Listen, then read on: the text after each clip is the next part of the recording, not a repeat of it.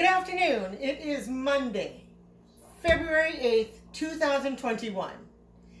I am today going to make my dad's favorite cookie, ginger cookies. I am going to use a recipe from Betty Anderson, one of my mother's really good friends. So here we go.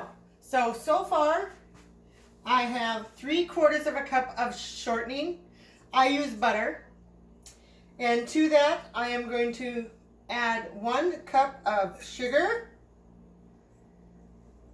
Make sure I get it all. And 1 egg.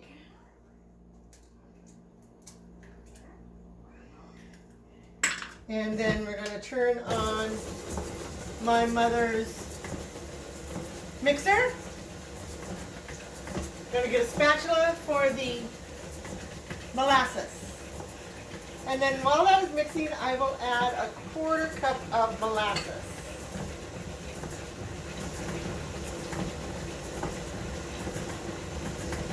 Ooh, it's looking good already.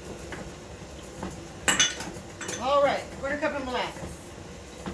And I'm going to mix that all nice up.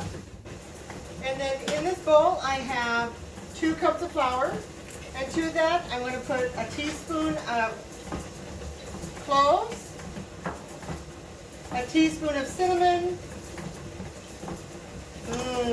and a teaspoon of ginger. All of this is powdered. And then I have 2 teaspoons of baking soda. And I always like to stir mine up together. It just seems to work better. So you get all the spices mixed up with the flour.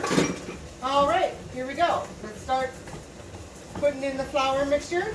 I do a little at a time so it doesn't go all over. Yes, I have a shield for my mixer, but you know what? I don't use it. All right, and it's mixing just nicely here. I'm going to turn up the mixer just a little bit more so the wet ingredients will go with the dry ingredients and mix up to make just nice, awesome cookies. All right, there we go. So it's always good to have a spatula. And I have a spatula. I have already preset my oven to 350. And once I get them on the sheet pans, there. Set my oven to 350. Put them in the oven for about 10 minutes. And they come out really, really nice. So, okay. So, let me clean this off.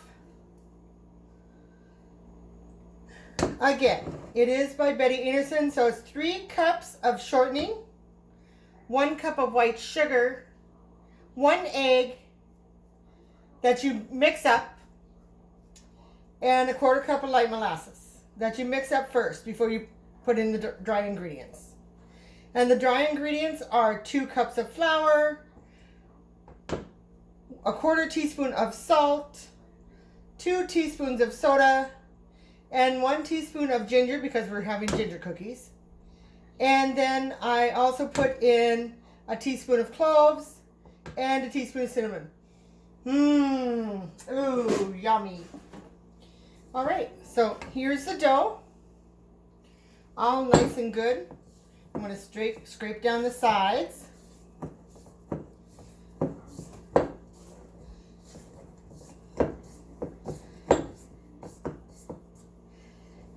And as I said before, this mixer was my mother's.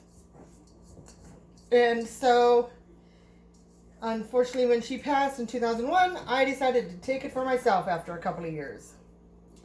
So, to scoop it, I am using a melon peeler. And I scoop and I put on the sheet tray.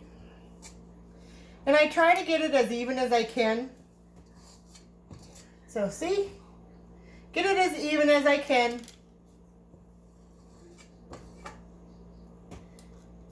And I'm going to put the sugar on after they're all done. And I'll show you how I do that. This usually makes about 3 dozen. So if you have friends, you can just share. Harvey asked me the other day, with all this baking that you're doing and cooking you're doing, what are you going to do with it? And I said, give it away. Yep, I'm going to share. So I'm just about done with the first pan here. All right, first pan. Now I've already put some sugar in my little ramekin here, and I have my glass. I am going to wet my glass just a little bit on the bottom, just so the sugar sticks to it.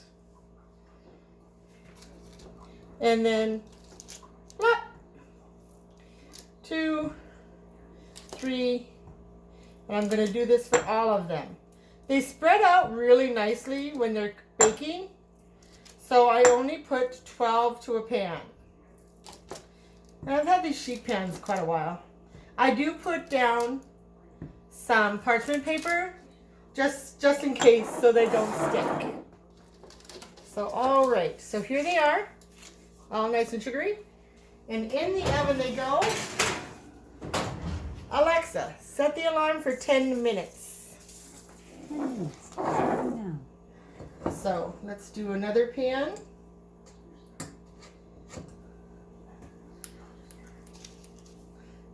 So I really like ginger cookies too.